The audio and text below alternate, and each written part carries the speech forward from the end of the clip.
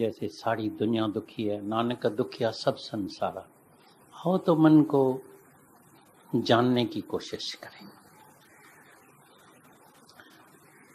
जैसे एक मिसाल दादा भगवान बताते थे, जब भी कोई चोर आए और तुम चोर को पहचान लो और उसको बोलो चोर अंदर आओ, चोर क्या करेगा? चोर क्या करेगा? भाग जाएगा। ये भी एक चोर ही है, घुस के आ जाता है। चोर को जानने की कोशिश करना, ये चोर आ गया है। जैसे ही चोर को पहचाना और चोर को बुलाया, चोर अंदर आ, और चोर भागेगा। अभी देखें मन के रूप क्या है, कैसा मन होता है। मन बीती हुई बातों को बार बार रिपीट करना। जितनी बातें बीत गई है उसको बार बार अंदर मन रिपीट करता है। अगर ऐसे न करते थे, अगर ये न होता था, अगर सोना पहले बिक्री बना देते थे, अगर नहीं करते थे, अगर मकान पहले बिक्री बना के सस्ते में ले लेते थे, ये करते थे, वो करते थे। अनेक प्रकार की बातें बार बार मन अंदर रिपीट करता है। फिर फ्यूचर के लिए, पैसा कम हो जाएगा, फिर क्या होगा? बेटा है, अगर मेरे को छोड़ के जाएगा तो पीछे मेरा क्या होगा? मैं अकेला हो जाऊंगा, मैं अकेली हो जाऊंगी, मैं तो एक स्त्री हूं, फिर अकेले कैसे रहेंगे? फिर ये होगा, वो होगा, ये होगा। फ्यूचर के लिए कईयों को बच्चे नहीं है तो मेरे को तो बच्चा नहीं है, पीछे क्या होगा, ये क्या होगा। वो समझते हैं शायद जिसको बच्चा है तो वो सुखी होगा। बच्चा अपना साइन लेके 2 लपड़ लगाएगा, बोलेगा आज से नौकरी मेरे पास करना, तो मेरे पास माँ नहीं, आज से मेरे पास नौकरियानी है।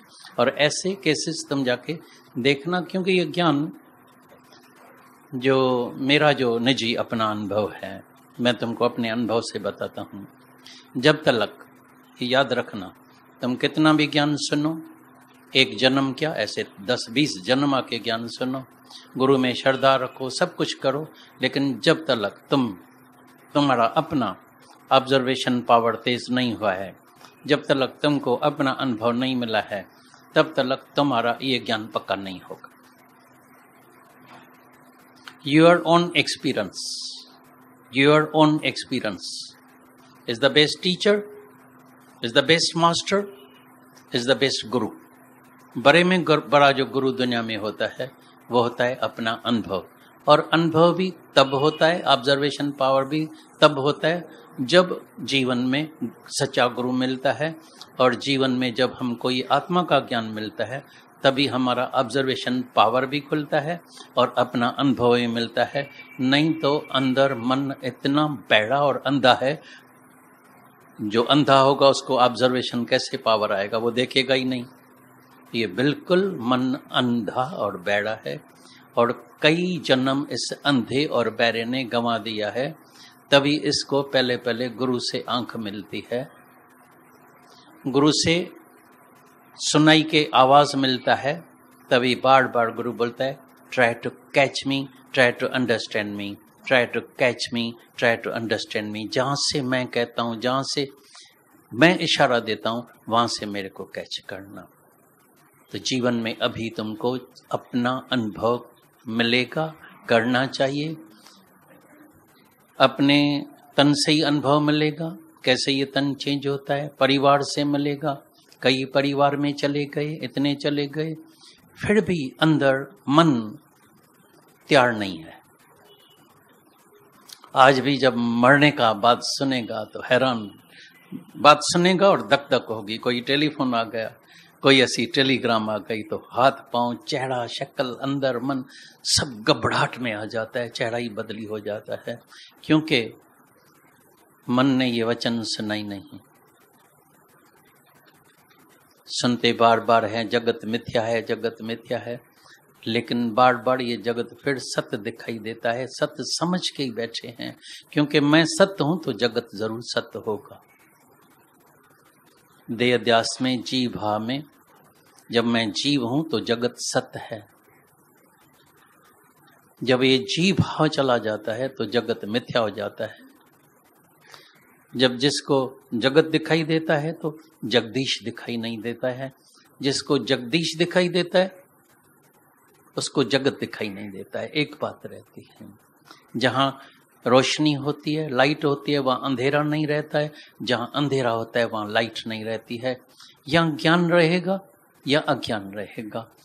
बाकी जो बीच वाला रास्ता सबने अख्तियार कर दिया है, थोड़े थोड़े फायदे वाले, वही ऐसे फायदा है, फायदा है, फायदा।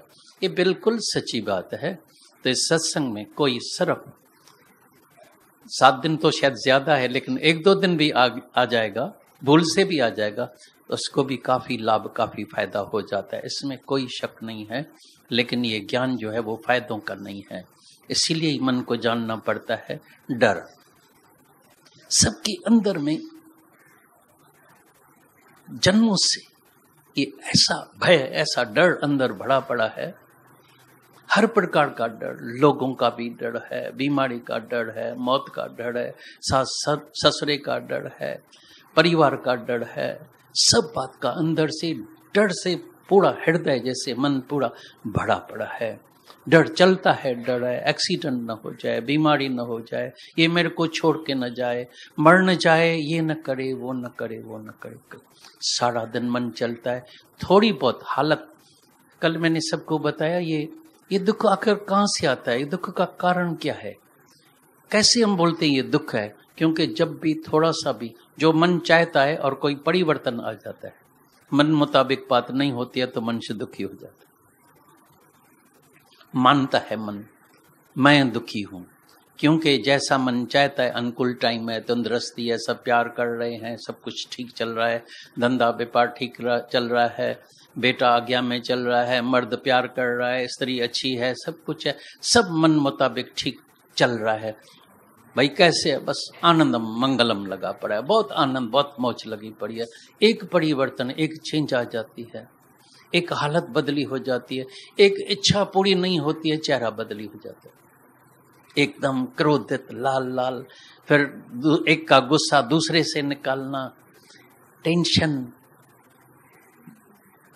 डिस्टर्ब माइंड, नींद खराब, फिर शराब का सहारा लेना, ये करना, वो करना, टैबलेट, नींद की टैबलेट लेना। ये सब मन को हमको जानना पड़ेगा और ये भी ज्ञान पक्का करना पड़ेगा। ये सारी दुनिया, ये सारा जगत, ये अपना शरीर, ये सब चेंजेबल है, हर चीज चेंजेबल है। ये जग अदला बदली है, कोई भी चीज स्थिर रहने वाली नहीं है। तभी जब प्रेयर की बात आई तो गुरु नानक साहब ने बोला, मैं प्रभु तुमसे क्या मांगूं, क्या मांगूं, माना पदार्थ की बात आती है। ये भी ध्यान देना प्रेयर किस प्रकार की होती है। जैसे प्रेयर और प्रेज में काफी अंतर होता है। प्रेयर का मतलब ये मांगना, और जो अभी तुमने सुनी तो दादा भगवान ने बोला ये प्रेयर जरूर करना। दरअसल मैं इसको एक दूसरा भी शब्द दे सकता हूं, ये अंदर का शुभ भाव है, शुभ भावना है, शुभ संकल्प है। तो प्रभु कोई भी दुनिया में, जैसे पूरी प्रकृति मर्यादा में चल रही है, परमात्मा के हुक्म से चल रही है।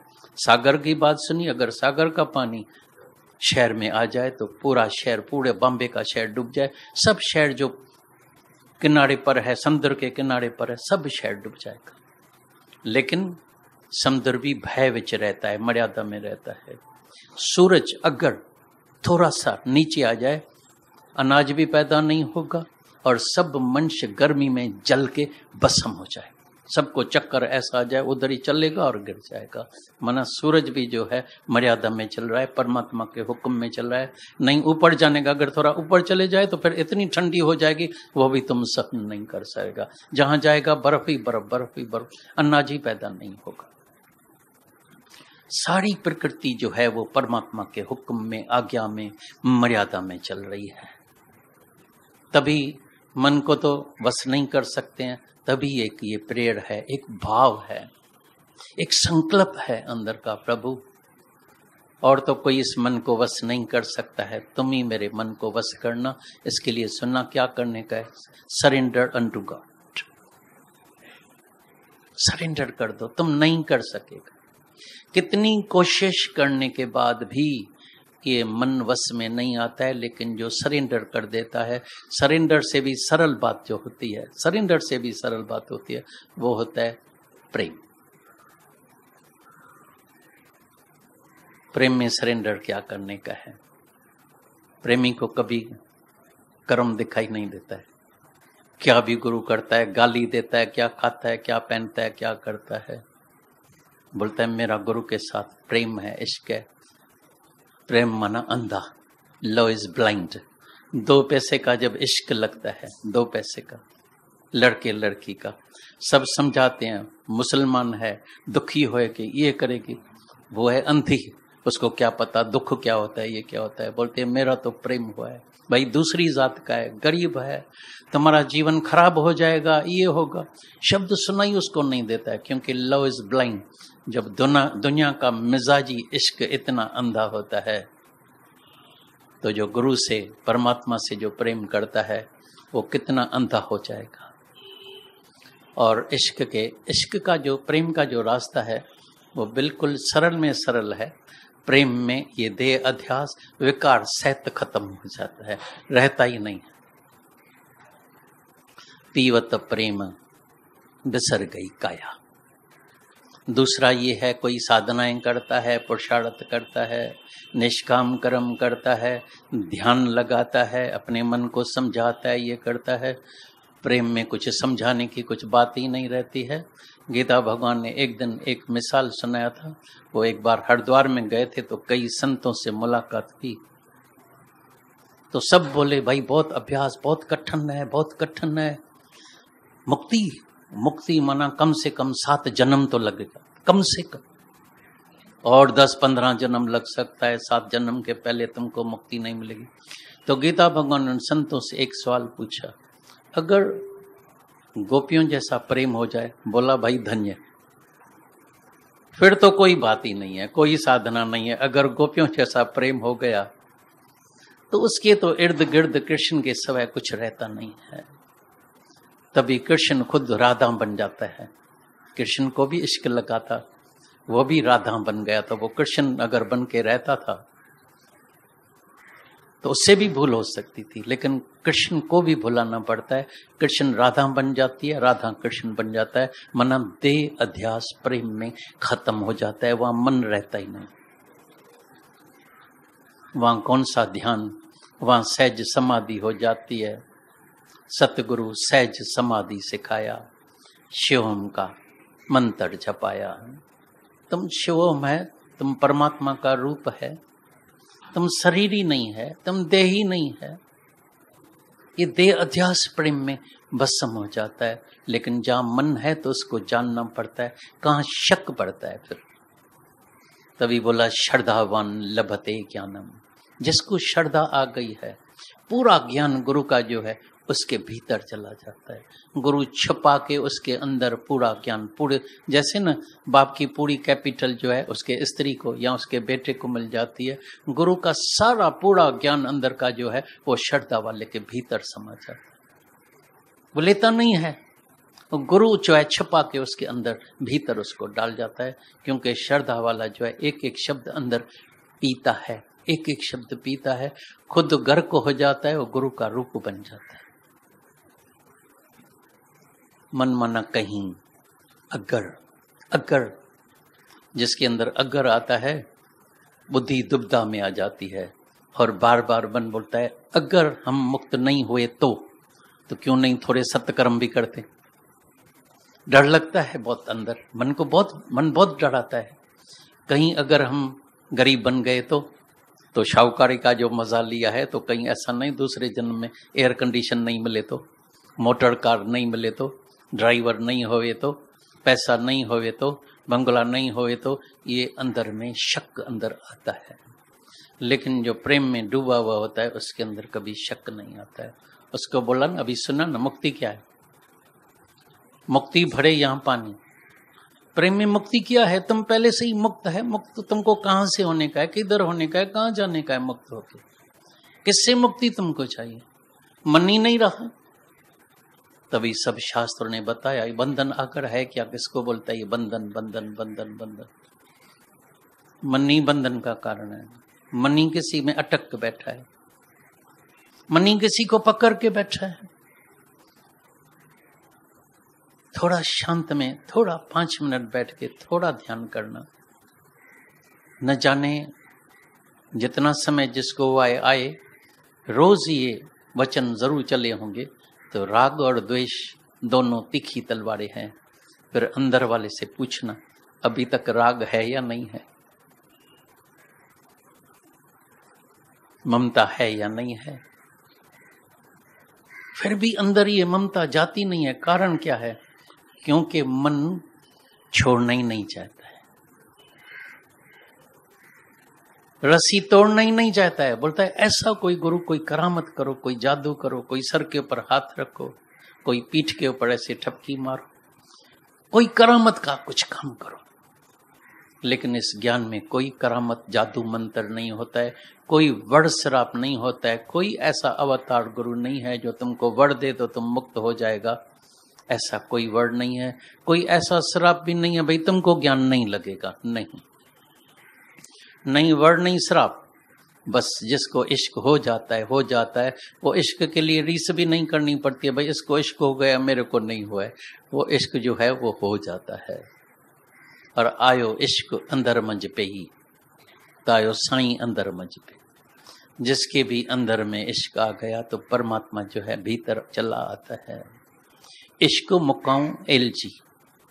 तुमने देखा होगा जब भी कोई भी देश दूसरे देश से संबंध बनाता है तो पहले पहले उसका एम्बेसडर जाता है, पहले पहले उसका काउंसलर जाता है, एम्बेसडर। फिर संबंध पक्का होता है। जब संबंध पक्का हो जाता है उसके बाद प्रेसिडेंट और प्राइम मिनिस्टर जाता है।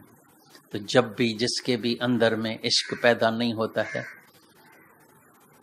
तो प्रेसिडेंट और प्राइम मिनिस्टर नहीं आ सकता है, माना परमात्मा अंदर नहीं आ सकता। जांचना अंदर में इश्क पैदा हुआ है, सच में प्यार है, सच में लगन है। कहाँ कहाँ लगन है, मन कहाँ कहाँ भटकता है, अंदर कौन कौन सी चायना है, कौन कौन सी रुकावटें अंदर आती है। तो किसकी चायना तो है पैसा कमाए, पैसा पैसा। किसकी चायना है फर्स्ट क्लास बंगला हो जाए, बंगला। फिर बैठ क्या बोलेगा, अपने लिए नहीं गुरु मेरी बड़ी दिल है आपको बंगले में बुलाने का। गुरु के पास बंगलों की कमी है क्या? इधर तो रोज टेलीफोन आता है हर शहर से, भाई आपके लिए बंगला बनाया मुहूर्त आके करो, आपके लिए इतना बड़ा हाल बनाया आके मुहूर्त करो। सब मुहूर्त वाले बैठे हैं, कोई दुकान खोलता है, कोई हाल खोलता है, कोई बंगला बनाता है। अभी भी एक आके बैठ गई पूना में, क्या भी हो जाए कुछ भी हो जाए इतना बंगला बनाया, आपको आना पड़ेगा, आपके बगैर हम नहीं रहेंगे, ये नहीं रहेंगे। मेरे को पता है हम 6 महीना नहीं जाएंगे तो आप ही रहेगी, कहाँ जाएंगे। लेकिन एक अंदर में भाव उसके अंदर होता है भाई मुहूर्त गुरु से हो जाए, ये हो जाए, वो हो जाए। अच्छी बातें हैं, कोई बुरी बात नहीं है, लगन है, प्यास है। लेकिन इससे भी ज्यादा जो अंदर में शौक होना चाहिए तो मेरे को कैसे भी इस जन्म में परमात्मा को पाने का है। तो जब अंदर में प्यास जागती है, मोहब्बत, इश्क, प्रेम, सिक्कत। शाह साहब एक होके गया है सिंध में, शाह साहब वो बोलता है सिकब कूड़ी सिक जे सिके सजण न मिले, सिकब कूड़ी सिक जे सिके सजण न मिले। भाई प्यास होवे और परमात्मा न मिले, लगन होवे और परमात्मा न मिले, इतनी तो बेइंसाफी परमात्मा के पास भी नहीं है। अरे दुनिया में जब जिसके लिए प्यास होती है, खेच होती है, सामने खड़ा हो जाता है, अरे भाई तुम्हारी उम्र तो बहुत बड़ी है, 100 बरस तुम्हारी उम्र है, अभी अभी याद गया तुम, सामने खड़ा हो गया। जब दुनिया में याद में वो सामने खड़ा हो जाता है तो क्या परमात्मा के लिए प्यास जागेगी तो क्या परमात्मा सामने खड़ा नहीं हो जाएगा? का सामने परमात्मा खड़ा हो जाएगा। तालिब जैंजी तातै तोखे तैंखे तातै तींची, तालिब जैंजी तातै तोखे तैंखे तातै तींची, चाहमा जैंखे तू चाही तो चाहमा तोखे चाहे चाहे। सालिक सेणी बणजी पौ तू सीर में काहे काहे। जिसको तुम्हारे लिए चाहना है उसको तुम्हारे लिए भी चाहना है, जिसको तुम चाहता है तो वो भी तुमको चाहता है। अरे भक्त का भी भगवान को चिंतन होगा तो उसका सफल क्यों न जीवन होगा। तो मन को और अपने स्वरूप को जानने की कोशिश करने की है। जैसे ही मन को जान लेगा, मन ठप हो जाएगा, शांत हो जाएगा, ठहर पा जाएगा। जैसे ही अपने स्वरूप को जानेगा, प्रसन्नचित्त, हर हालत में राजी, मुस्कुराता हुआ चेहरा, बेकार का हंसना भी नहीं, बेकार का नाच टाप भी नहीं, चंचलता भी नहीं, लेकिन चेहरा जो है स्माइलिंग फेस। जब भी तुम देखेगा अवतार का, गुरु का, जब भी किसी मूर्ति का जब भी चेहरा देखेगा तो उसमें एक कशिश होती है, क्योंकि मुस्कुराता हुआ चेहरा होता है, क्योंकि वो मूर्ति हमेशा मौन में होती है। ऐसी तरह से ब्रह्म ज्ञानी भी अंदर बाहर मौन में आ जाता है और उसके शब्दों में इतनी जान होती है जो मुर्दे में प्राण डालता है। तभी सुना अगवासी मुर्दा, सब हम इधर मुर्दे आए थे, अज्ञान में, दुखी, हैरान, परेशान, कमजोर, डिप्रेशन की बीमारी, सुसाइड का ख्याल, कई रोना पीटना, ये करना। अगवासी मुर्दा हाणे विदाऊं अची विदाऊं सा। गुरु आके इस वचनों से अंदर प्राण डालता है, शक्ति डालता है। पर कयूं आगा तो मड़ी जियो जग में। गुरु रोज आगाह करता है, अगर जीने का है तो मर के जीना, माना निरअहंकारी होके जीना। सारी रुकावट है अहंकार की, ईगो, सब झगड़ा अहंकार, सब झगड़े जो है इच्छा, वासना, कामना, ये कहां से आती है? अहंकार से, देह अध्यास से, जीवास से। छो तो शरीर सदाए तुम सूरत सही। क्यों शरीर अपने को मान के इतनी दर्द पीड़ा तुमने खरीद किया है? इसलिए मन को जान के फिर अपने स्वरूप को जानना। मैं आनंद स्वरूप हूँ, शांत स्वरूप हूँ, मुक्त स्वरूप हूँ, अमर हूँ, अजर हूँ, अविनाशी हूँ, निर्भय हूँ, निर्वैर हूँ। मेरा किसी के साथ भी वैर भी नहीं है, राग भी नहीं है, द्वेष भी नहीं है। सबके साथ मेरा आत्माकार मन है, प्रेमी प्रेम, प्रेमी प्रेम, और प्रेम है परमात्मा। What is God? ये जो परमात्मा के पीछे जो सब पड़े हैं, क्राइस्ट ने बोला कभी परमात्मा के पीछे मत जाना, कहीं भी तुमको नहीं मिलने वाला है, लेकिन अपने को पहचानने की जरूर कोशिश करना। No thy self and you know God. जिस दिन तुमने अपने स्वरूप को पहचान लिया, अपने आत्मा को पहचान लिया, तुमको परमात्मा का पता मिल जाएगा। तो निर्भय, निर्वैर, अकाल मूर्त, अजूनी, जन्म ही नहीं हुआ है तो मौत क्या होगा? न की जावासी न को जमंदासी, न की मुआसी न को मरंदासी। मैं अमर आत्मा, मेरा जन्म ही नहीं हुआ है तो हम मरेंगे कैसे? जो जन्म में आया है वो जरूर मरेगा। इसलिए कहते हैं जीना मरना इस देह का धर्म। आत्मा तो सदा है अजर अमर। तुम अजर अमर आत्मा है। अपने मन को भी जानना, अपने स्वरूप को ही जानना। तो जो जो जाने तिस सदा सुख होवे, हमेशा के लिए सदा ही सुखी हो जाएगा, कल्याण हो जाएगा, बेड़ा पार हो जाएगा। दुख का एक पल भी तुम्हारे पास नहीं आएगा, तिनके जितना भी दुख तुम्हारे पास नहीं आएगा। दुख विच अभी सुख मनाएगा, क्योंकि इम्तिहान में जब कोई पास होता है, एक डिग्री आगे बढ़ता है, कितनी खुशी होती है। भाई पास हुए, हाँ डिस्टिंक्शन में पास हुए, कितनी मार्क? 95%। और तुमसे जब पूछेगा कितनी मार्क निकली है, कितनी मार्क ली है? 100 to 100। तुम्हारी मार्क्स आएगी 100 to 100। आत्माकार मना पूरण, पूर्णमासी का चांद, पूरन में ही रहना साधु, पूरन में ही रहना, ये गुरु का कहना, यही दादा भगवान का कहना है, यही गीता भगवान का कहना है। तो पूरन में रहना मना आत्मा में पूर्ण, देह अध्यास में हमेशा अधूरा रहेगा। माया मना अधूरा, आत्माकार मना पूर्ण। तो अपने पूर्णता में आ जाना, अपने स्वरूप को जान लेना, तभी तुम्हारा कल्याण होगा, बेड़ा पार हो जाएगा।